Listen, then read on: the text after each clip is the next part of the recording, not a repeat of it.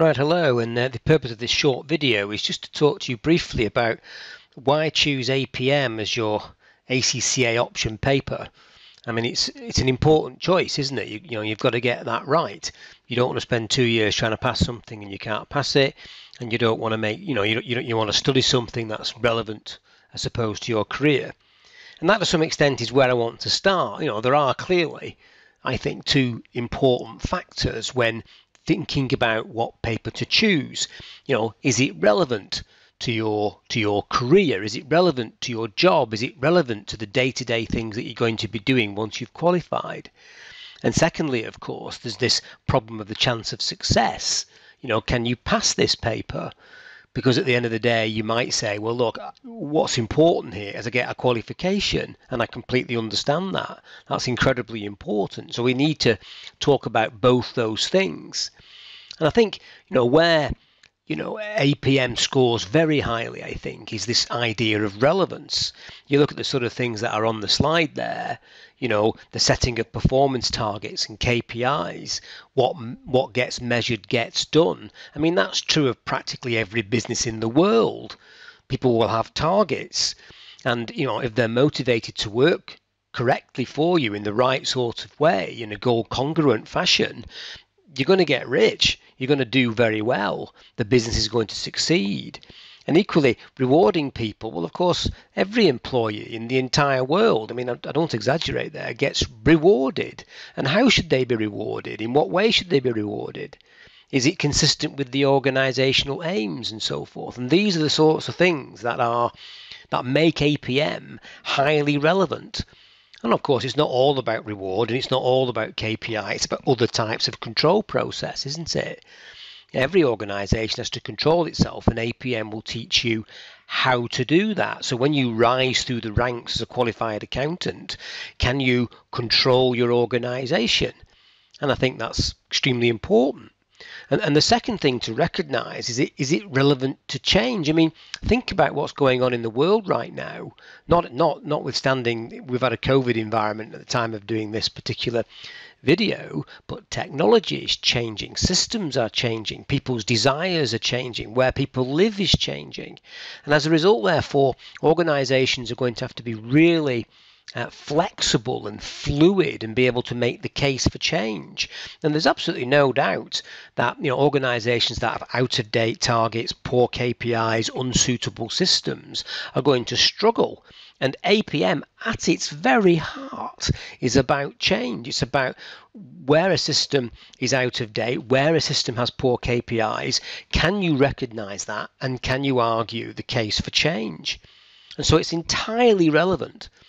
And also, I think, and the last point I'd make about relevance is it's incredibly practical. There's very limited abstract theory. You're going to understand this. You're going to be able to relate what we teach you in APM to your everyday work. There's no complex theory. There's no abstractness about it. It's all very practical. You'll be able to take it back to the office and say, yes, I've been looking at this. Perhaps we should consider this particular change or this particular methodology, which I'm not sure you can say entirely about all the other papers, all the other options that, are facing you right now. And let's talk about that. What about the other option papers? What do I think about AFM? Well, first of all, in terms of relevance, are you going to be involved in large-scale decision-making, significant decision-making, where you're going to be required to calculate a net present value, talk about the value to the shareholders, discount some cash flows at a weighted average cost of capital? Are you going to do that? Because if you are, then it's relevant. But if you're not going to do that, then I'm afraid you're learning a lot of stuff that you simply do not need. I mean, I'm fascinated by AFM. I studied it myself. I like the paper. But how much of that have I used since qualification? Not very much, apart from in my academic involvement in APM and occasionally teaching AFM, for example. In terms of passing, you need to be super hot with mathematics. You need to be good with your numbers. And that, I think, would be a drawback for some, but clearly not all. So if you are going to be involved in decision making and you are good with numbers, then AFM is much more suitable, I suppose, for you. What about tax? And again, the relevance of it, are you going to be working in taxation? Or do you in your organisation employ tax specialists to do that sort of work? Are you going to be a tax specialist? I think if you are, then tax is a good choice. But is there a local variant? A local tax variant? There are only a small number of local tax variants. So if you're not happen to be in one of those locations, you're learning a set of tax rules that simply aren't relevant to you. All it's going to do is confuse you when you ultimately do deal in taxation. On the other hand, from a passing point of view, it's very good if you like learning rules. It's just a set of rules. They're complicated rules, yeah, but nonetheless, it's a rule learning environment, and that will appeal to some people. There's no doubt about it. And what about audit? Well, I mean, clearly it's relevant if you're working in audit. And so if you're going to do that and hope to be an audit manager or an audit partner, all that sort of thing, then this is absolutely perfect. In terms of passing, you'll have to have very, very, very good technical knowledge. I've mentioned the IFRS, but all the kinds of knowledge are going to be highly examinable. The last thing I want to talk about in this brief video is just about pass rates. The ACCA publish worldwide pass rates, and these are worldwide pass rates for all students. This list includes people that have no course notes, have no supporting tutor, have no time off work. So inevitably, when you see these pass rates, they are really quite low, and that can be really quite scary.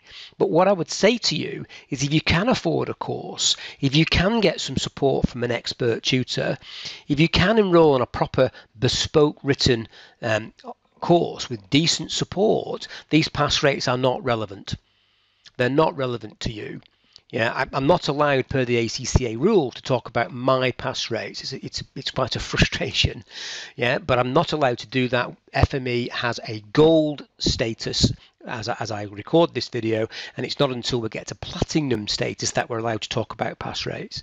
But these pass rates are not relevant to those people on my courses. I can leave it at that. Yeah, and if you look at these pass rates, they're all pretty low. There is no doubt about it that taxation scores slightly higher than the others, only slightly, but it's there, and that's because it's a very learn the rules environment. You don't have to think about it quite so much. You just got to make sure you know the regulations.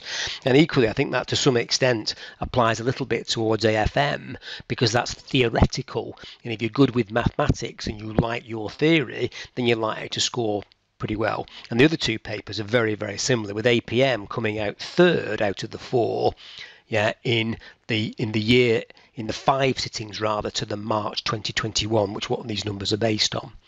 But again, this number here is certainly not relevant to people that come on my courses. I'd be very, very, very disappointed if all I could do is get 1/3 of my package-based students through the APM examination. We do a lot better than that. Okay, so why choose APM? I think it's entirely relevant. It's relevant to change. It's relevant to your working environment. It's relevant to people you employ. It'll teach you all sorts of things that you'll find hugely useful. And to be honest, it's pretty interesting as well. It's quite exciting, APM. It's a good paper. Yeah. Have you got a good chance of success? Well, I would say that you have, as long as you get the right support. If you buy from me, you get bespoke material, you get my support. I work very hard on your specific problems. Not everyone's the same. Are you a waffler? Yeah. Do you go under off the topic? Are you too succinct? Do you like detail in your writing? Do you like any technical misunderstandings? All of those things, obviously, I will deal with it on a personal one-to-one basis. Okay, so contact me, Jeff Cordwell, at jeffcordwell.com, or you can get to me on fmelearnonline.com, and I can help you pass this paper.